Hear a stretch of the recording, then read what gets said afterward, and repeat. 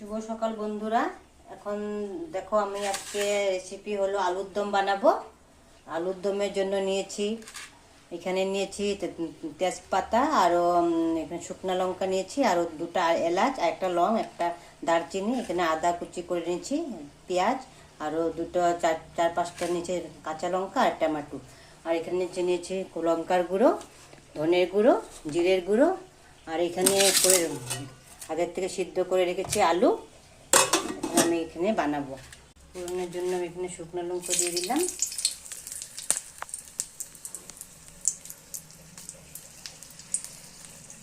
তেজপাতা দিয়ে দিলাম,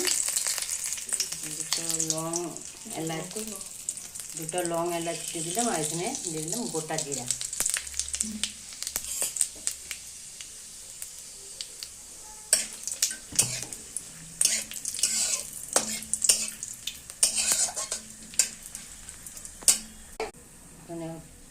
পেঁয়াজ দিয়ে দিব।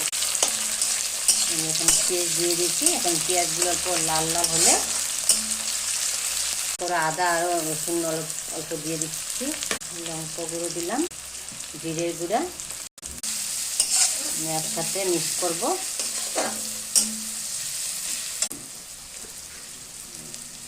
হলুদ গুঁড়ো,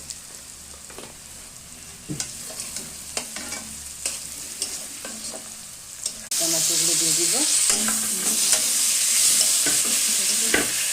টমেটোগুলো অল্প দিয়ে দিব, এখানে অল্প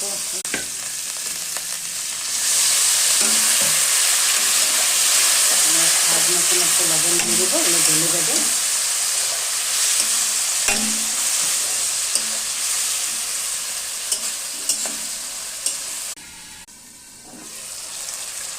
তো বন্ধুরা, মশলাগুলো ঠিক মতন ভাজা হয়ে গেছে, এখন তেল ছাড়ছে, তার মানে আমার মশলাটা ঠিক মতন হয়ে গেছে।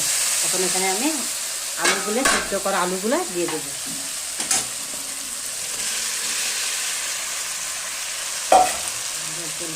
তুলে দেবো।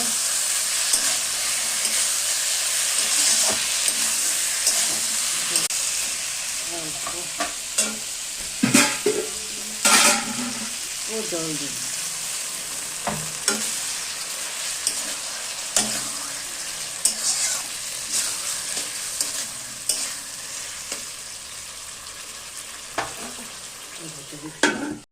বন্ধুরা, আমার এখানে একদম পারফেক্ট হয়ে গেল। আমার চ্যানেলটা যদি ভালো লেগে থাকে বন্ধুরা, আমাকে লাইক করতে, সাবস্ক্রাইব করতে। বাই।